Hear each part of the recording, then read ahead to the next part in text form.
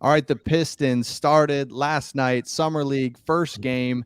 And so we thought it was only appropriate to bring in a friend of the show, someone that's actually in Vegas and actually knows about basketball, unlike Craig and I. Like this guy can actually bring us some Hey. information. Yes, sorry.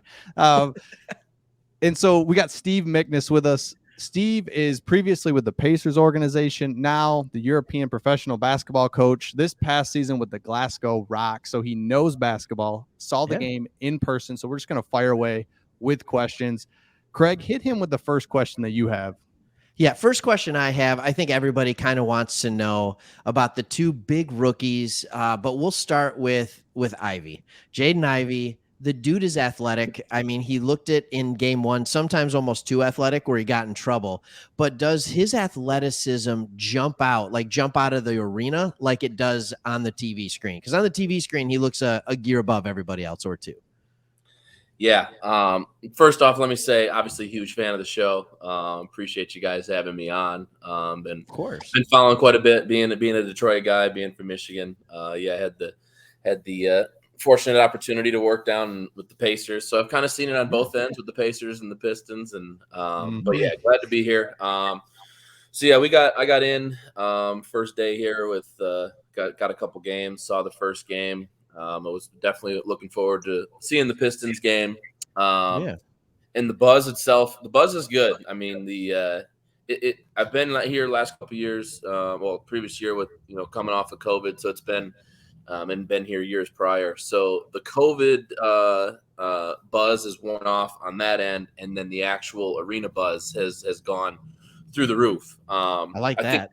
I think as far as from individual players, you get a lot of chances to see guys do some unique things. Obviously, we can talk about the first play of the game, but everyone's just kind of on the edge of their seats. It was the buzz for Ivy specifically. Not necessarily sure. Sure. You kind of see. It was great to see. I saw a lot of Cunningham jerseys. You saw a few Ivy jerseys. So people are definitely. In the years past, you've been here and you don't really see the Pistons jerseys as much. Just kind of going through. A couple different years. And but this year, definitely, I think the buzz was definitely pretty strong. He had to get his feet under him a little bit, hit that shot a little early, and then let the game cut. And obviously, the games out here, and we can get into it, are just a million miles an hour, and you just kind of try and find small little windows to be great. And but no, the buzz was good. And as a whole too, it's just nice to be out here. And it's busy. There's one time when I was here previously, it was pretty dead, so it's nice to see. Yeah, no, and I think you said talk about that first play, and I know it's kind of been a cool story on Jordan Brink and how he got his way into coaching, and now he's coaching the summer league team, and that was a good draw up for him. Nice draw up play. That was a nice play that he drew up for the opening tip. It was. I actually have had the great opportunity to know Jordan for a long time, nice. So I was very amped to see that. That was definitely a reason to get there for me to get the tip off. And I don't want to give him all the credit. I think that I'm going to give Duren a little bit of credit for a little bit. Yeah, they ran the nice pin down and got the curl in there. And but I mean, what a connection for sure. And it's funny that they go back. Portland goes the other way, and it kind of goes the same route. And and then the game just gets really messy because that's just kind of how these games kind of work. But like I said, once every 10 possessions, there's a lot of oohs and ahs, and that's what you can't hang too heavily on one game or what really even guys do here in summer league anyway. So, but it's just fun to be there and kind of learn what the guys are doing and see how it plays out. Yeah, and Steve, we'll talk on those two guys specifically here a little deeper, but I'm just curious if there was anybody else that maybe we missed on TV that kind of jumped out to you in person that was like, hey, this not even, it doesn't have to be anything major, but something where you're like, there's something there that they could build on. Was there any other player that you liked? Yeah. I mean, it's tough because you learn a lot about being here. Guys are on a certain amount of minutes, so you don't really know if they're going to play 7 minutes, 17 minutes, and team. And as you could probably see, the Pistons group has almost more staff than players, so there's a lot of the wheels are moving at all times, and some you just got to see how it plays out. Obviously he's had the experience, but Stewart playing well and shooting the ball. That's nice to see. I think he's put some time in. So Hayes had a pretty decent game. I think he turns the ball over still a little bit too much sometimes. But the good thing is seeing those guys play. But ultimately, it's got to be Isaiah Livers for me. I think that he's kind of in that window. I don't know if it's going and seeing his boy Jordan Poole do well, but Sure. I think he's put some really good time in the offseason. And I thought he was. I made that really nice chase down block. I think he had two weak side. Two of those, yeah.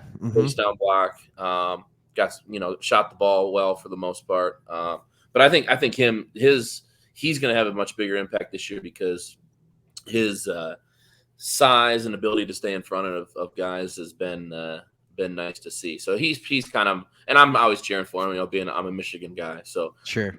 Shout out to all your state guys listening. But no, we've made it clear we're Michigan fans. Oh, okay. Hey, people Sparty, know. We see you. We like you.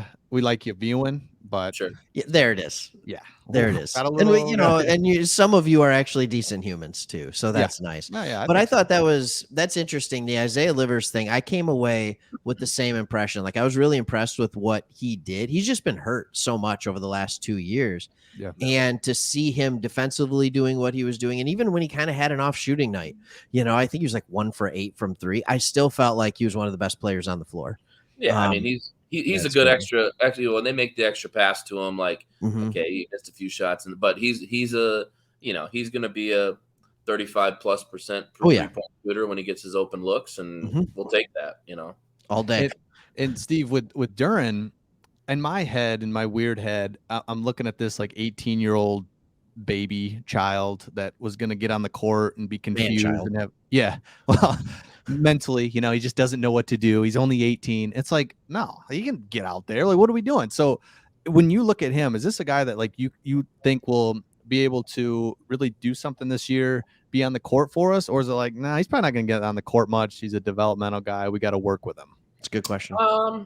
Probably a little bit of both. Obviously I could have gone that route when you guys asked that previous question because, I think he showed out the best when it came to, who surprised you. So definitely was a surprise. But the good thing with him is he does have a natural ability to, obviously you've seen some block shots. You see him go and get stuff off the glass.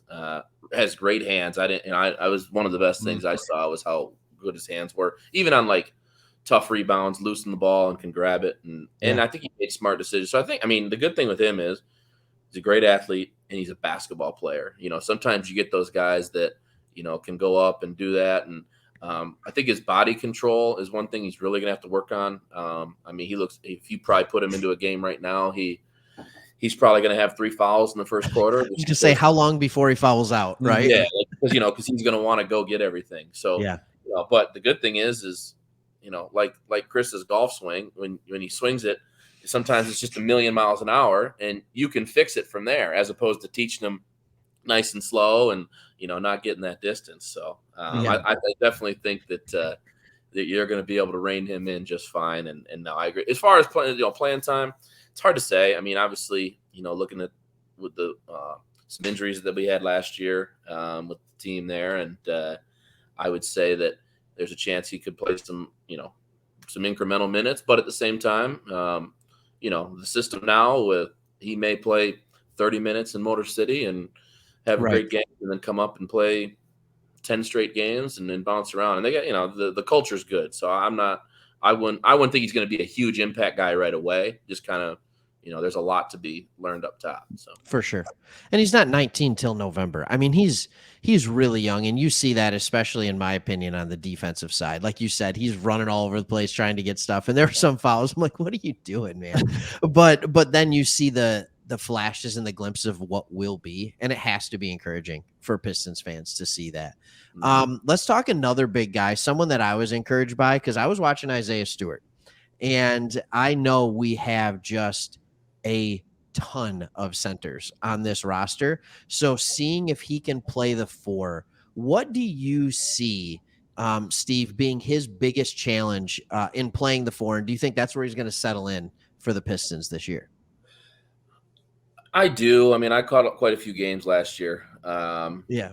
I think the good thing with him is he has the ability to uh, defend the post. If he gets caught in Oh yeah. anything on the five, footwork wise, he works hard. If he gets caught, you don't get a lot of pick and rolls with the four as much that he's going to get caught, Right. in the lane, which is good.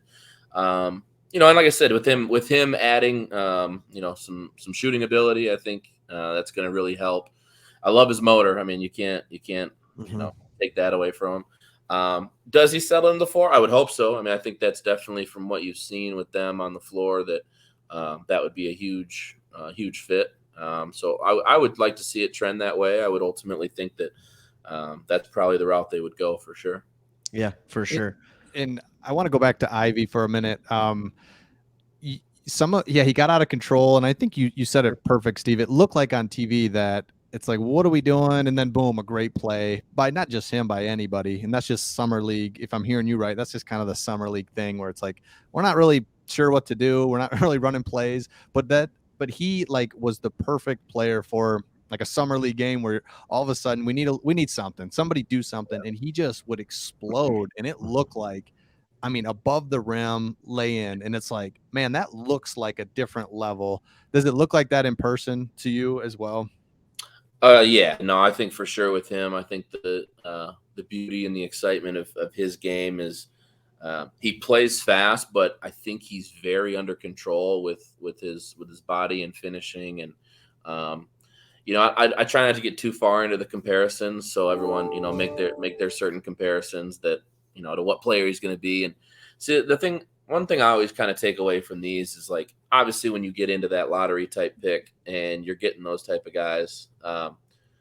What do most fans want out of him? Okay, well, I need this guy to be a superstar, a 14-time All-Star. Like, do we really need him to be that? Like, what type of player do you want him to be? I'd Mhm. rather if you put the pressure, not that the pressure is going to make him be great or not. He's either going to be great or not. But I think from what you're going to get out of him, he's going to be a cut above the rest, which is great. And I need him to be, or we need him to be, just solid, consistent, find his game.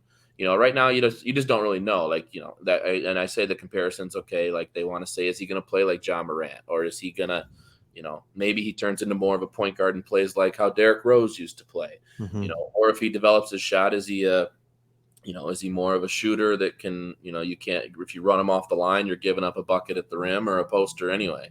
Um, so I think, for him, it's definitely, he's always going to pass the eye test, right? I think it's just, does he find himself this year and in year two when, the Pistons organization is obviously looking at trying to establish a winning culture, and then the beauty of it for this team, and I think is, you know, we're, when I say we, obviously being a Pistons fan, right? I keep saying we, but I just kind of, putting the time into them. They've got to establish like how to win, and I think Mhm. that, I look at a team like I was listening to a podcast previously about, I think it was Draymond was talking about like the Grizzlies team. So the Grizzlies team has like great players, but they're going to always be just in the mix because they just don't know how to win, and like even when they lost to the Warriors, they were talking noise after they lost because they're so naive to, they just want to hoop, they want to play, and I What think it takes that's, to win.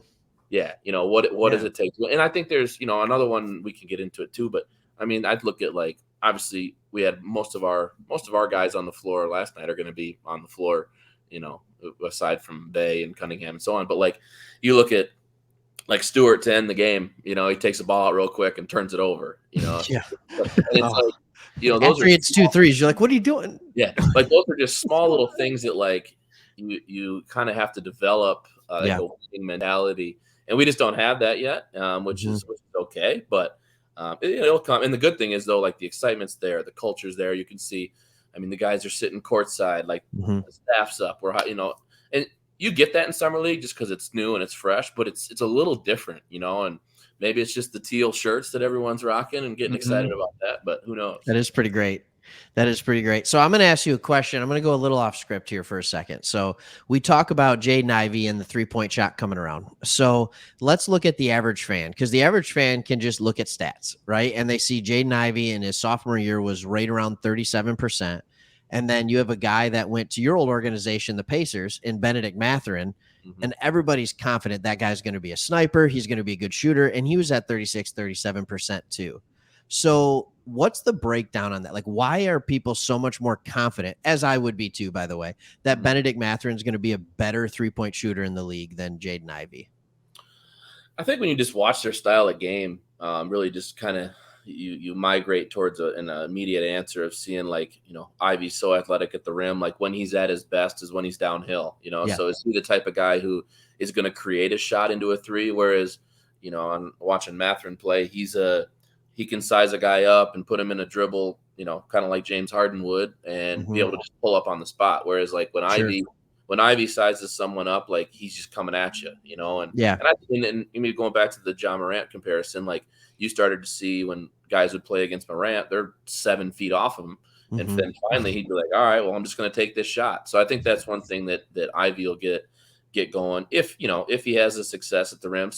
The biggest thing too, and while I say he does have good control, is when he gets downhill and gets to the rim, there's going to be some different bodies there than just a bit in the Big Ten. So I think the control that he has, it's more the decision making. He has great control, but one thing that I think that he'll really make a big impact is, and I know we're going to get into our 3-point shooting altogether, but he may help our 3-point shooting, because when he gets there, guys are going to close in. Yeah, or you're making 1 or 2 extra passes, and hopefully that those percentages will go up based on open shots. Yeah. Steve, being in, I'm going to kind of take it back big picture here, being involved in summer league in the past. What are you trying now? We got game 1 under our belt. What are we trying to accomplish with the rest of these games? Or if anything, are we just out here? I'm just kind of big picture as an organization. What are you most trying to accomplish when you leave summer league? Well, I mean, it's a plethora of things, obviously, for the organization. It's a fun time to get together and get guys playing. There's the cream of the crop. You're looking at these guys. You're getting, as I mentioned before, you've got a certain amount of minutes you want to hit with them, see how they play in certain scenarios, and you kind of take with what the game comes. You may not even see 3 of those guys play the next game. Just because now we're going to move to this group of guys, and so the way they shift through and give guys opportunities is kind of the biggest thing. Obviously, keeping guys healthy, and putting them in good situations. The good thing is there's time off and in between, and really they really probably focus more practice time, getting shots, going through, and there's not a lot of X's and O's. So I think the big goal for the week is, ultimately, seeing your top half guys, trying to find that extra 1, 2, 3, maybe even 4 guys that, you may look at as some two-way type players that can help you, and may even help the Motor City group. So I think that's kind of the main focus is just kind of stay the course, and if something pops up. But the big thing too is you always get from the guys out here that I've worked with and seen is you never get too high and you never get too low. Like, if you're losing, like, it's not, the losing doesn't really matter. We're focused on development. If you start winning, yeah, it's great, but some the average fan, or even myself, like, if Sadiq's going to play and Cunningham is going to play, it's like, oh, we're going to win the summer league, better. Yeah. Squad out there. So I think that's just the focus of all the organizations out here is, never too high, never too low, and just kind of stay the course. Perfect. For sure. And, Craig, do you have one more question for Steve, and then we'll wrap this one up? Yeah, I can. I always have. Okay. I always. It's fine too. But. I always have questions. So we've had a pretty positive video. I think we've had a pretty positive video here. And I was watching the game last night in the wee hours of the morning. And at that time, I know my thinking isn't quite as sane as usual. And I just found myself getting really frustrated with Saben Lee.